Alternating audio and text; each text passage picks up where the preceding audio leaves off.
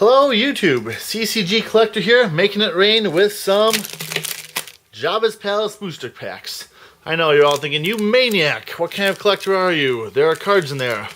There sure are, but probably not super valuable cards. It is Jabba's Palace, after all, one of the most overproduced sets, second only to Cloud City and Premier Unlimited, I believe.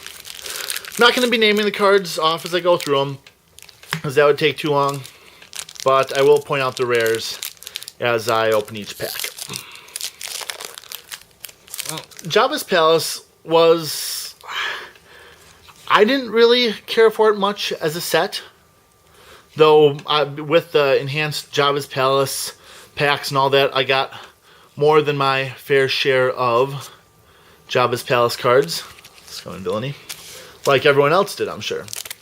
I think the reason it didn't really resonate for me is because that arc, if you want to call it that, in the movie, didn't really work well with the movie, if you ask me. It was more of a scene that had to be there because it had to be there. Because Han talked about Jabba in both of the prior movies, and they put him in carbonite, and so of course they had to go and rescue him. But it doesn't really... You notice if you watch the movie, and I say this because I just did the other day in preparation for the episode 7. Here's hoping it's good. Fingers crossed, right? But they completely stopped, unlike later in the movie where you have some Death Star scenes and you have some Endor scenes and you have some space battle scenes. You know, they completely put the movie on hold for the sake of the whole Jabba's Palace thing. And then you add to that, it's kind of a weird environment. There are a lot of aliens in it that no one really recognizes. I like this one. An honest smuggler working for Jabba to pay off debts for his ship. Rikar's son, even more of an idiot. That is a callback, of course, to the episode, or not the episode, not episode 1, the premiere card, Rikar, Regard, whatever. That said he was an idiot or crazy or something. Anyway, the point is, the Jabba's Palace part didn't really, of the movie didn't really resonate with me, and the cards didn't either for the same reason. I mean, Yuzum, Quarren, these are great, but I said in another pack opening video that there is only one rebel character, and by that I mean a character on the light side that is not an alien or a droid. Well, okay, they're droids. Yeah, they're just not 3PO and R2. And that's Princess Leia Organa. And that's the rest of it. I mean, Elam, that's great. Florn Lamproid, great, I suppose.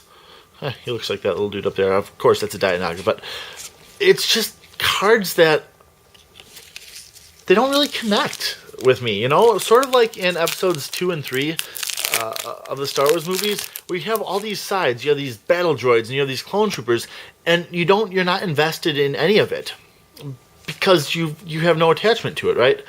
And I feel the same sort of about Jabba's Palace. That said, there is a lot good to be said about Jabba's Palace as a set. Now, it didn't include a lot of new mechanics, really, but it had the two very, very useful cards. The very first instance of starting interrupts, Twi'lek Advisor, and the other one, the Signal, which are the dark side and light side versions of play an effect at the start of the game, or tug.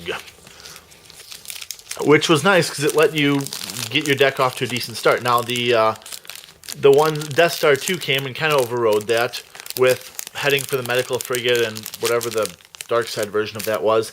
But for the time being, it added an interesting aspect to playing the game.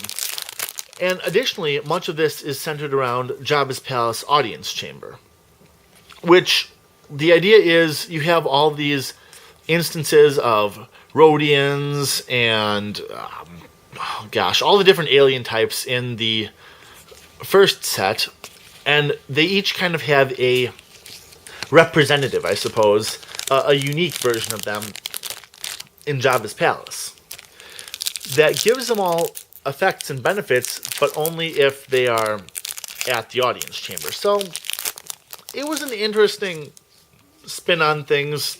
I don't know that I care for it too much, but it was certainly something new. Like, for example, I'm trying to see if maybe the rare will be that. That was how it went. Okay. That's not a good example. That is a nifty looking card. And of course it has the 3 alien eyes instead of the 2 because he has 3 eyes.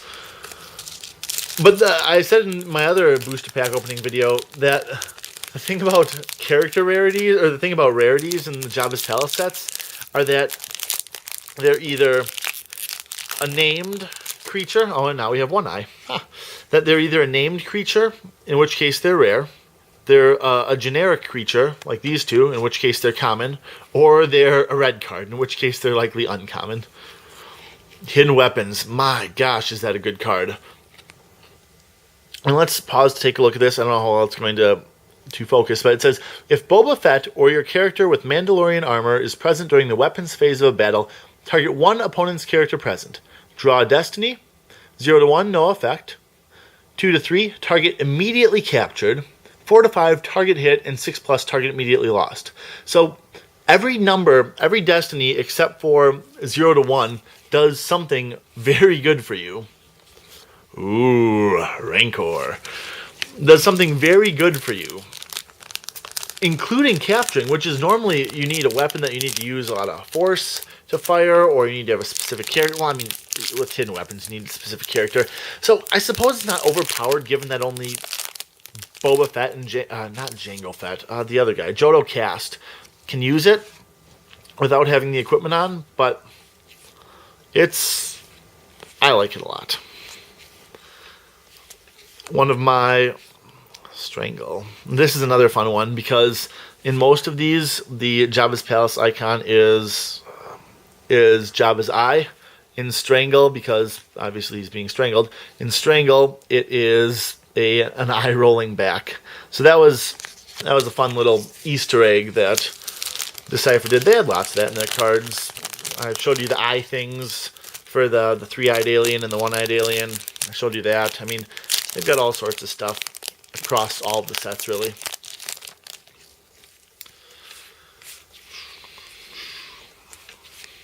Union Revolutionary, Abyss and Ornament, Corellian Retort, and Princess Leia Organa. There's the one I was talking about. So you see, she's the only one there with that rebel icon. Everyone else is an alien. And what's kind of rough about this card is that it seems neat, but I mean, I don't know the meta very well, so I don't know what kind of decks people use. But I don't know how often you can play this. I mean, it says deploys free as an escorted captive of Jabba or a bounty hunter.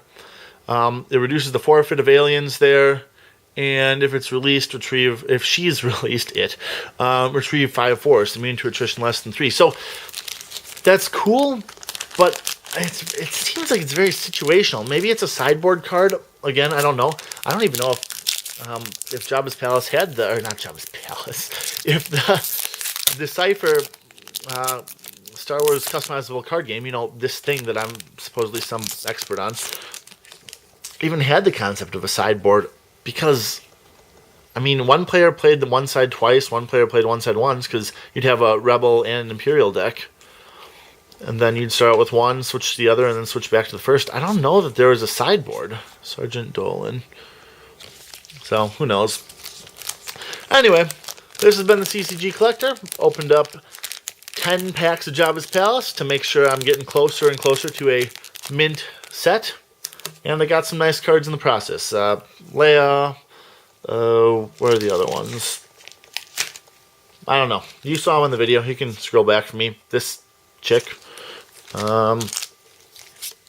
A lot of unique alien dudes. So, this has been the CCG Collector, opening up Jabba's Palace. Thank you all for watching.